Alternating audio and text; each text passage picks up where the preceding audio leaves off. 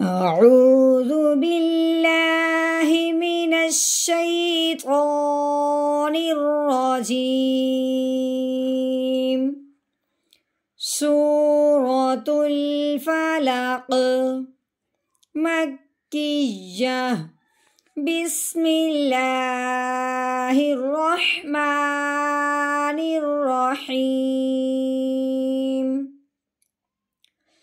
قل أعوذ برب الفلق من شر ما خلق ومن شر غاسق إذا وقب ومن شر النفاثات في العقد ومن شر حاسد إذا حسد.